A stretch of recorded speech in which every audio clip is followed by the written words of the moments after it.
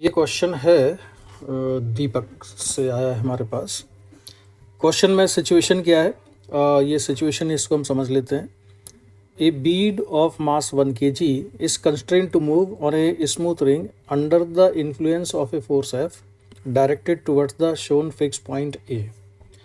तो ये एक फिक्स पॉइंट है और एक बीड है जो कि इस पर मूव कर सकती है रिंग पर। इस रिंग पर जब ये बीड मूव करती है तो इस पर एक कांस्टेंट फोर्स एक फिक्स्ड फोर्स लगा हुआ है जिसकी डायरेक्शन हमेशा किधर होती है, पॉइंट ए की तरफ। So this force is directed always towards point A की तरफ ये डायरेक्टेड। फोर्स की डायरेक्शन कांस्टेंट नहीं है, पॉइंट ए की तरफ डायरेक्टेड है। डायरेक्शन तो बदल रही है, यहाँ पर होगा फिर यहाँ होगा। जब बीड यहाँ पर है तो फोर्स इधर हो जाएगा, अगर बीड यहाँ है तो फोर्स की डायरेक्शन ये होगी।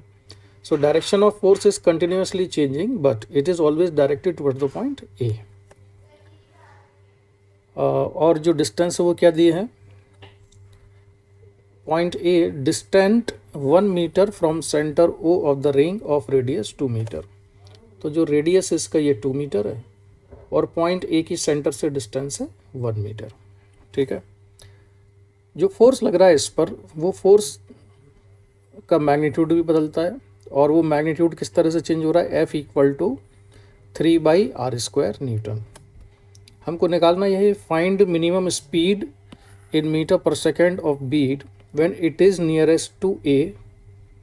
जब ये बीड ए के नियरेस्ट है, सबसे यहाँ पर है, तब इसकी मिनिमम स्पीड v कितनी होनी चाहिए, यहाँ पर v मिनिमम कितना होना चाहिए, so as to make it execute complete revolution on the ring. यानी यहाँ मिनिमम स्पीड कितनी हो इसकी v0, जिससे कि ये पूरा एक सर्कल कंप्लीट कर जाए। ठीक है, note that r is instantaneous separation between Beed and the point a। तो ये जो डिस्टेंस है इन दोनों के बीच का, a का, या बीड जब यहाँ पर होगी तो ये डिस्टेंस कितना है, ये डिस्टेंस है r। इस क्वेश्चन को सॉल्व करने के लिए एक तो जो मेथड है वो सिंपल, हम इसमें वर्क एनर्जी थ्योरम लगा दें। वर्क एनर्जी थ्योरम लगा के हम एक पॉइंट में लिख देता हूँ यहाँ पर, मान लो ये पॉइंट है ए और ये पॉइंट है बी। तो ए और बी के बीच में अगर हम वर्क एनर्जी थ्योरम लगा दें तो उससे भी क्वेश्चन को हम सॉल्व कर सकते हैं। ठीक है, वर्क एनर्जी थ्योरम हमने अगर लगा दिया तो हम लिखेंगे kinetic energy at point B minus kinetic energy at point A equal to work done by all the forces. तो जो बीड है, जब बीड मूव करेगी तो इस पर कौन कौन से फोर्सेस लगे हुए हैं, ये फोर्सेस देख लें अगर हम यहाँ पर। तो जब बीड यहाँ पर है, जब बीड इस पोजीशन पर होगी तो इस पर जो फोर्सेस लगे हुए हैं इस बीड पर, एक तो ये फोर्स लगा होगा जो पॉइंट ए की तरफ डायरेक्टेड है, और एक इसमें एक नॉर्मल रिएक्शन भी लगा हुआ है। तो नॉर्मल रिएक्शन का वर्क होगा और वर्क लेना होगा हमको जो ये फोर्स जो एफ लगा हुआ है उसका। नॉर्मल रिएक्शन जो है ये हमेशा किस डायरेक्शन में होगी, ये होगी टुवर्ड्स दी सेंटर। ठीक है, इसकी line of action normal reaction की हमेशा सेंटर से ही पास होगी। और दूसरा वाला जो फोर्स है वो यहाँ पर लगा हुआ है। ठीक है, तो हम इन दोनों फोर्सेस का वर्क निकालें और उसको चेंज इन काइनेटिक एनर्जी के बराबर कर दें। अब इसको सॉल्व करने में होगा क्या कि जो नॉर्मल रिएक्शन का वर्क है वो तो आ जाएगा ज़ीरो, क्योंकि नॉर्मल रिएक्शन होगी रेडियल डायरेक्शन में और वेलोसिटी होगी परपेंडिकुलर इसकी, यानी टेंजेंशियल डायरेक्शन में। तो वेलोसिटी है टेंजेंशियल और नॉर्मल रिएक्शन होगी रेडियल, इसलिए इस फोर्स का वर्क आएगा ज़ीरो। क्योंकि कोई भी फोर्स अगर वेलोसिटी के हमेशा परपेंडिकुलर रहता है तो उस फोर्स का वर्क डन ज़ीरो होता है, ये हम जानते हैं। लेकिन इसमें जब हम वर्क कैलकुलेट करेंगे फोर्स एफ का, जो प्रॉपर इंटीग्रेशन मेथड होता है, तो उसमें कैलकुलेशन काफ़ी ज़्यादा करना पड़ जाएगा, यानी इंटीग्रेशन इन्वॉल्व हो जाएगा उसमें काफ़ी ज़्यादा। तो हम इस मेथड को करते हैं अवॉइड, और मैं तुम्हें दूसरा मेथड बताता हूँ, स्प्रिंग की एनालॉजी से समझाता हूँ इसको। ठीक है, तो कैसे समझें इसको। देखो, जब दीपक क्लास वर्क पर एनर्जी की चल रही थी तो मैंने आपको ये बताया था कि अगर कोई फोर्स हमेशा फिक्स पॉइंट की तरफ डायरेक्टेड रहता है देन मोस्ट लाइकली ये कैसा होगा, कंजर्वेटिव फोर्स होगा। If a force remains directed always towards a fixed point,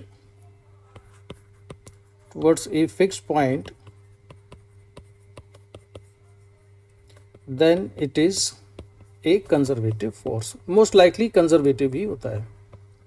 अब इसके एग्जाम्पल में क्या है, इसके एग्जाम्पल में आप ले सकते हो, सपोज जैसे स्प्रिंग फोर्स होता है, तो स्प्रिंग फोर्स जो होगा, जैसे ब्लॉक यहाँ पर है, हमेशा पॉइंट ऑफ सस्पेंशन की तरफ डायरेक्टेड है, स्प्रिंग फोर्स इधर डायरेक्टेड होगा। अगर मैंने स्प्रिंग को पुल कर दिया, ब्लॉक को यहाँ पर ले गया खींच के, तो जो स्प्रिंग फोर्स होगा अब डायरेक्टेड होगा यहाँ पर। अगर मैंने स्प्रिंग को पुल कर दिया, यहाँ पर एलोंगेट कर दिया है, तो जो फोर्स लग रहा होगा वो फोर्स की डायरेक्शन होगी पॉइंट ऑफ सस्पेंशन की तरफ। ठीक है, इस पॉइंट की तरफ हमेशा डायरेक्टेड है ये फोर्स, स्प्रिंग फोर्स। तो स्प्रिंग फोर्स कैसा होता है, कंजर्वेटिव होता है। और कंजर्वेटिव फोर्स के लिए हम क्या डिफाइन कर सकते हैं, कंजर्वेटिव फोर्स के लिए हम डिफाइन कर सकते हैं पोटेंशियल एनर्जी। और अगर पोटेंशियल एनर्जी हमको मिल जाए तो फिर हम इसमें कंजर्वेशन ऑफ मैकेनिकल एनर्जी लगा के क्वेश्चन को जल्दी सॉल्व कर सकते हैं। ठीक है, तो अगर हमारी ये कॉन्सेप्ट क्लियर है तो डायरेक्ट ही फिर हम क्वेश्चन को सॉल्व कर सकते हैं, लेकिन मैं एक्सप्लेन करने में थोड़ा मुझे टाइम लगेगा आपको इन चीज़ों को, और मैं समझाता हूँ किससे, स्प्रिंग की एनालॉजी से। तो मान लीजिए कि ये वही एक सर्कुलर पाथ है जिस पर बीड मूव कर रही है, और ये हमने मान लिया कि इसका डायमीटर है, ये हो गया सेंटर। ठीक है, और ये जो पॉइंट है, ये पॉइंट ए है जिसकी डायरेक्शन में हमेशा फोर्स लगा हुआ होता है। अब ये समझो जब बीड यहाँ पर है, इस वाली पोजीशन पर जब बीड है, इसको मैं नाम दे देता हूँ सपोज एम। बीड जब एम पोजीशन पर है तो जो फोर्स लग रहा होगा उस फोर्स की डायरेक्शन किधर है, यहाँ लग रहा है फोर्स एफ। ठीक है, अगर बीट को मैं यहाँ शिफ्ट करता हूँ इधर, तो जो फोर्स लग रहा होगा वो यहाँ आएगा एफ। इस फोर्स का एक कंपोनेंट होगा यहाँ पर टेंजेंशियल डायरेक्शन में, और एक कंपोनेंट हो जाएगा सेंटर की तरफ। ठीक है, तो जो ये वाला फोर्स है, टेंजेंशियल कंपोनेंट कह लो इसको आप, और बीड अगर यहाँ पर मूव कर रही है तो ये है बीड की वेलोसिटी v। तो जो ये वाला कंपोनेंट हुआ फोर्स का, इसका वर्क डन तो होगा 0, क्योंकि ये वेलोसिटी के परपेंडिकुलर है। और ये जो वेलोसिटी है टेंजेंशियल, उसकी अपोजिट डायरेक्शन में फोर्स लग रहा है टेंजेंशियल, यानी कि ये वाला जो फोर्स है एक तो नेगेटिव वर्क करेगा, दूसरा ये फोर्स कर क्या रहा है कि इस बीड को वापस इसी पोजीशन में लाने की कोशिश करेगा, यहीं ले आएगा। तो अगर मैंने बीड को कोई वेलोसिटी दे दी, यहाँ से v0 वेलोसिटी दे दी, तो अब जब बीड यहाँ से आगे मूव करेगी तो इसकी स्पीड कम होती जाएगी। किसकी वजह से, जो ये वाला कंपोनेंट है ये वेलोसिटी के अपोजिट डायरेक्शन में रहेगा। ऐसा ही कहाँ पर होगा, यहाँ पर। अगर बीड मैंने यहाँ पर मान ली तो जो फोर्स यहाँ लग रहा होगा, ठीक है, फोर्स एफ यहाँ होगा, तो फोर्स का जो एक कंपोनेंट है वो तो हो जाएगा यहाँ रेडियल डायरेक्शन में सेंटर की तरफ, और इस फोर्स का दूसरा कंपोनेंट कहाँ पर है, यहाँ होगा। और अगर बीड की वेलोसिटी यहाँ पर है, ठीक है, तो ये जो फोर्स होगा, ये फोर्स, ये जो कंपोनेंट है फोर्स का, ये इसको फिर यहीं लाने की कोशिश करेगा एम पर। तो जो पोजीशन एम है वो इसका स्टेबल इक्विलिब्रियम कह सकते हो आप। यहाँ पर बीड स्टेबल इक्विलिब्रियम में है। ठीक है, अगर हम यहाँ ले जाते हैं बीड को, तो जो फोर्स का एक कंपोनेंट इसको वापस यहाँ ले आता है। अब अगर बीड यहाँ पहुँच गई तब क्या होगा, तब भी यही होगा। अगर बीड यहाँ पहुँच जाती है तो जो फोर्स की डायरेक्शन है वो फोर्स की डायरेक्शन है ये वाली। इस फोर्स का एक कंपोनेंट होगा सेंटर की तरफ और एक कंपोनेंट होगा यहाँ पर, और जो वेलोसिटी है वो यहाँ पर है। तो फोर्स का जो कंपोनेंट है एक, ये अभी भी वेलोसिटी की अपोजिट डायरेक्शन में है, तो स्पीड अभी भी डिक्रीज हो रही होगी। तो अब मान लो बीड यहाँ आ गई, यहाँ आ गई, यहाँ आ गई, अभी भी फोर्स का एक कंपोनेंट कैसा होगा, वेलोसिटी की अपोजिट डायरेक्शन में है। लेकिन जैसे ही बीड इस वाली पोजीशन को क्रॉस करेगी, इसको हम मान लेते हैं ये है एन, तो बीड अभी यहाँ पर आती है। अगर बीड यहाँ पर आ गई तो इस पर जो फोर्स लग रहा होगा उस फोर्स की डायरेक्शन है पॉइंट ए की तरफ, जैसा कि क्वेश्चन में कहा गया था, ये फोर्स है। तो अब इस फोर्स का जो एक कंपोनेंट है वो तो होगा सेंटर की तरफ, और दूसरा कंपोनेंट किधर आ जाएगा, टेंजेंशियल यहाँ पर। यानी फोर्स के कंपोनेंट ही मैंने दो, एक रेडियल डायरेक्शन में किया, एक टेंजेंशियल डायरेक्शन में, और इसकी जो वेलोसिटी इस समय कहाँ पर है, यहाँ पर होगी। तो अब फोर्स का जो कंपोनेंट है टेंजेंशियल कंपोनेंट और वेलोसिटी ये दोनों सेम डायरेक्शन में हो गए। तो अब यहाँ पर बीड अपने आप मूव करना शुरू कर देगी, अपने आप उसकी स्पीड बढ़ती जाएगी यहाँ से जा रही है तो। और जो ये वाला कंपोनेंट है ये तो खैर वेलोसिटी के परपेंडिकुलर है, तो इसका तो कोई वर्क होगा नहीं, ना तो ये वेलोसिटी इंक्रीज करेगा ना डिक्रीज करेगा। टेंजेंशियल कंपोनेंट यहाँ वेलोसिटी की डायरेक्शन में हो जाता है। तो अब आपको ये बात क्लियर हो गई होगी कि बीड जब इस वाले पोजीशन में है और वेलोसिटी अगर मैंने इधर दे दी है बीड को, तो इस वाले रीजन में, इस वाले हाफ में, upper half of the Beed, upper half of the ring, जो फोर्स का एक कंपोनेंट है, कौन सा वाला फोर्स जो यहाँ पर लगता है इस पर, इस फोर्स का एक कंपोनेंट हमेशा कहाँ पर रहता है, वेलोसिटी के अपोजिट डायरेक्शन में। कौन सा कंपोनेंट, टेंजेंशियल कंपोनेंट। और जब बीड यहाँ से क्रॉस करके इधर पहुँच जाती है तो जो फोर्स है यहाँ पर, इस फोर्स का कंपोनेंट हो जाता है, टेंजेंशियल कंपोनेंट हो जाता है वेलोसिटी की डायरेक्शन में। जब बीड यहाँ पर है तो फोर्स यहाँ लग रहा होगा, ये इस पर क्या लग रहा है, टेंजेंशियल फोर्स यहाँ पर होगा, यही वेलोसिटी होगी। ठीक है, तो ये दोनों सेम डायरेक्शन में हो गए। तो हमको करना क्या है, हमको वेलोसिटी इतनी देनी है v0 कि यहाँ तक आते आते बीड की वेलोसिटी 0 हो जाए। इसके बाद तो फिर ये बीड अपने आप आगे चली जाएगी और सर्कल कंप्लीट हो जाएगा। तो हमारा काम ये है कि हम यहाँ पर इतनी वेलोसिटी दें कि बीड यहाँ पर n तक पहुँच जाए। ये तो एक बात हुई कि इसको वेलोसिटी मिनिमम क्यों देनी है। और इसको मैं यहाँ से हटाता हूँ और जरा दोबारा डायग्राम बनाऊंगा दूसरा। अब मैं आता हूँ जरा स्प्रिंग की एनालॉजी को समझाने के लिए। ये हमने बना लिया, रिंग को बना लिया। ठीक है, ये रिंग का हो गया डायमीटर, ये है सेंटर, ये है पॉइंट ए। अब मान लो कि जो फोर्स लग रहा है उसको आप कंपेयर करो स्प्रिंग से। तो मैंने एक स्प्रिंग बना दिया यहाँ पर। तो यहाँ पर जो बीड है वो इक्विलिब्रियम पोजीशन थी, फोर्स यहाँ लगा हुआ था इस पर, स्प्रिंग फोर्स के सिमिलर मान लो। जब बीड इस वाली पोजीशन पर पहुँच जाएगी तो जो फोर्स लग रहा होगा उसको भी आप कंपेयर करो, जैसे कि स्प्रिंग फोर्स होता था उसकी तरह से वो यहाँ पर लग रहा है। तो बीड जब यहाँ से यहाँ जाती है तो स्प्रिंग की लेंथ बढ़ रही है। ठीक है, यानी कि इसकी पोटेंशियल एनर्जी क्या होगी, इंक्रीज होगी। और पोटेंशियल एनर्जी कैसी रहेगी इसकी, पॉजिटिव होगी। तो जैसे स्प्रिंग की पोटेंशियल एनर्जी कभी भी नेगेटिव नहीं होती है, potential energy of spring is always positive, क्योंकि जो फोर्स लग रहा है, अब उसको मैं खैर नहीं जाना चाहता डिटेल में, अदरवाइज इसका सोल्यूशन और बड़ा हो जाएगा। तो आप उसी से कंपेयर कर लो कि जैसे ये बीड है, इस पर स्प्रिंग फोर्स लग रहा है, हमेशा पॉइंट ए की तरफ डायरेक्टेड है ऐसे, तो इसकी पोटेंशियल एनर्जी एक तो पॉजिटिव होगी, क्योंकि यहाँ से आगे बढ़ने पर इसकी लेंथ बढ़ती ही जा रही है, यहाँ से आगे जाने पर भी स्प्रिंग की लेंथ बढ़ती ही जाएगी। ठीक है, तो यहाँ मैं पोटेंशियल, इसको नाम दिया था हमने m, इसको लिख लेते हैं n। तो पोटेंशियल एनर्जी हम दो पोजीशन पर देखेंगे। कौन कौन सी दो पोजीशन पर देखेंगे, एक ये वाली, जब बीड यहाँ पहुँच जाएगी तब स्प्रिंग फोर्स लग रहा होगा यहाँ पर, एक यहाँ पर। तो एक पोटेंशियल एनर्जी मैं यहाँ पर देखूँगा um, और दूसरी पोटेंशियल एनर्जी देखूँगा मैं इसकी यहाँ पर un। इसमें कितना चेंज हुआ। अब पोटेंशियल एनर्जी हम निकालेंगे कैसे, तो पोटेंशियल एनर्जी को निकालने के लिए जो फॉर्मूला हम यूज़ करने वाले हैं वो होता ये है, integration du equal to minus F dot D R, ये होता है। तो मैं लिखता हूँ integration du equal to minus, और एक माइनस साइन और आएगा क्योंकि इसमें वर्क होने वाला है स्प्रिंग फोर्स का नेगेटिव। नेगेटिव वर्क क्यों होने वाला है, क्योंकि ये फोर्स यहाँ लग रहा है और जो बीड यहाँ पर है, फिर बीड यहाँ पहुँच जाएगी। तो स्प्रिंग की लेंथ के अलोंग जो फोर्स है, या आप सिंपल ये समझो कि स्प्रिंग की लेंथ इंक्रीज हो गई है, तो इसने जो वर्क किया है फोर्स ने, ये वर्क कैसा किया है, नेगेटिव वर्क किया है।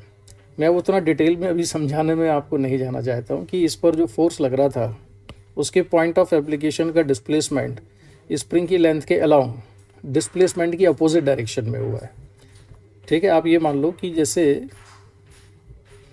ये स्प्रिंग यहाँ से फिक्स्ड है और एक ब्लॉक यहाँ पर है, और इसके बाद अगर मैं इसकी लेंथ को बढ़ा देता हूँ तो स्प्रिंग फोर्स जो लग रहा है वो लग रहा था यहाँ पर kx, और इसकी जो लेंथ है, या फोर्स F ही लिखो, स्प्रिंग फोर्स kx भी छोड़ो, फोर्स F, और इसका जो डिस्प्लेसमेंट है वो इधर हुआ है। तो फोर्स और डिस्प्लेसमेंट अपोजिट डायरेक्शन में, इसलिए वर्क कैसा होगा, नेगेटिव। इसलिए पोटेंशियल एनर्जी आएगी पॉजिटिव। जब भी कंजर्वेटिव फोर्स नेगेटिव वर्क करेगा तो पोटेंशियल एनर्जी कैसी होगी, पॉजिटिव होगी, है ना, ये याद रखना है। चलिए तो यहाँ पर आ गए हम माइनस माइनस, और ये F dot D are, F D R लिखा मैंने। अब ये हो जाएगा इंटीग्रेशन, एफ की वैल्यू है 3/r² इंटू डी आर। अब इसमें लिमिट और हम सेलेक्ट कर लेते हैं suitable. Integration D U equal to integration 3 को बाहर ले लिया upon r² into D are.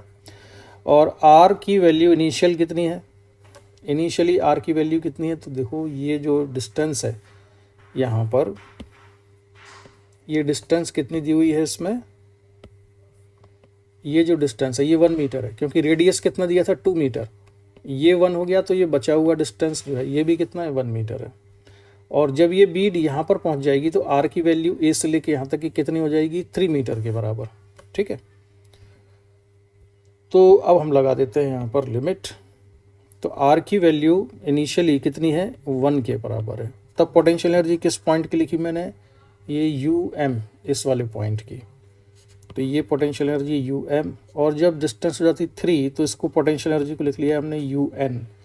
इसको सॉल्व करेंगे तो ये आएगा un minus equal to 3 into -1/r। Integration हो गया, लिमिट 1 से 3 लगा दी, तो ये आएगा -3 बाहर करो, और 1/3 -1/1। तो un माइनस इक्वल टू ये बचेगा -1 + 3 यानी कि +2 के बराबर। तो चेंज इन पोटेंशियल एनर्जी कितना है यहाँ पर, 2 के बराबर है।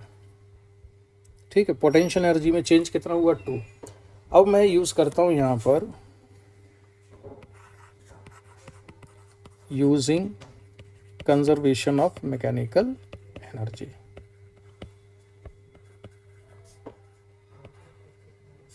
तो कंजर्वेशन ऑफ मैकेनिकल एनर्जी हम कौन से 2 पॉइंट्स पर लगा रहे हैं, ये रिंग थी, एक मैंने ये पॉइंट लिया है m और इस पॉइंट को लिखा है n। तो पॉइंट m पर पोटेंशियल एनर्जी को लिखा हमने um। यहाँ काइनेटिक एनर्जी कितनी लिखी हमने, हाफ mv² या v0² इक्वल टू n पर पोटेंशियल एनर्जी कितनी लिखी un, और काइनेटिक एनर्जी कितनी लिखी यहाँ 0। काइनेटिक एनर्जी 0 क्यों कर रहे हैं हम, क्योंकि बस हमें बीड को यहीं तक पहुँचाना है। इसके बाद तो फिर क्या होगा, बीड यहाँ तक पहुँचा देंगे तो बीड अपने आप आगे चली जाएगी। तो अब यहाँ से आता है half mv0² equal to un minus um। 1/2 mass कितना दिया था पार्टिकल का 1, ये v0² equal to un minus um हम सॉल्व कर चुके हैं, ये कितना आया है 2। तो उसको सिंप्लीफाई करने से v0² इक्वल टू कितना आ गया है 4। तो v0 इक्वल टू कितना हो जाएगा 2, यानी कि जो स्पीड है वो हमको कितनी देनी पड़ेगी, 2 मीटर पर सेकंड। ये इसका आंसर हो गया। ठीक है, अब मैंने इतने सारे कॉन्सेप्ट सिखाने में इतना टाइम लगाया है, लेकिन अगर ये सारे कॉन्सेप्ट आते हैं तो 2 स्टेप का क्वेश्चन है, ये जो बड़े जल्दी सॉल्व हो जाएगा। ठीक है, चलो अब तुम्हारे कॉन्सेप्ट, जो भी लोग ये वीडियो देख रहे हैं, मैं चेक करना चाहता हूँ उनके कॉन्सेप्ट कितने क्लियर हैं। तो मैं एक क्वेश्चन पूछता हूँ, इसमें आंसर देना। मैं बनाता हूँ यहाँ पर ये रिंग, और ये इसका डायमीटर, ये बीड यहाँ से चल के ये पॉइंट A, और ये वाला जो पॉइंट है ये M लिया था हमने, ये N लिया था। ठीक है, तो अब मैं जो क्वेश्चन पूछ रहा हूँ, my question to you,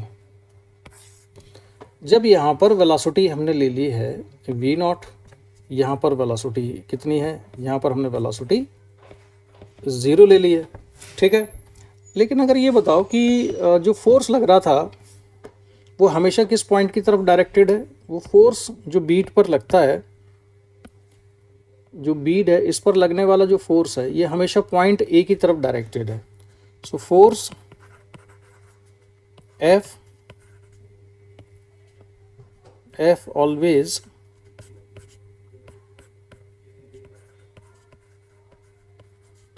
always directed towards point A। तो पॉइंट ए के अबाउट, ये इसकी लाइन ऑफ एक्शन फोर्स की पॉइंट ए से ही पास हो जाती है, तो पॉइंट ए के अबाउट फोर्स का टॉर्क कितना आएगा, 0 आएगा, यानी torque of F about point A is 0 always. So why can't we use conservation of angular momentum? So this is the my question for you. तो इसका आंसर कमेंट बॉक्स में आप लिख के भेजना कि इसमें हम conservation of angular momentum use करके क्यों नहीं निकाल सकते हैं कि यहाँ पर एंगुलर मोमेंटम लिख दें और यहाँ पर एंगुलर मोमेंटम लिख दें और यहाँ से कुछ वेलोसिटी निकाल दें इसकी। ठीक है, तो चलो इसका डिस्कशन मैं यहीं पर कंप्लीट करता हूँ। इसके बाद अगर कोई और डाउट आएगा तो आप मुझे भेजना, तो मैं डिस्कस करूँगा। तो ये जो क्वेश्चन था इसका आंसर कितना आया फाइनली, 2 मीटर पर सेकेंड।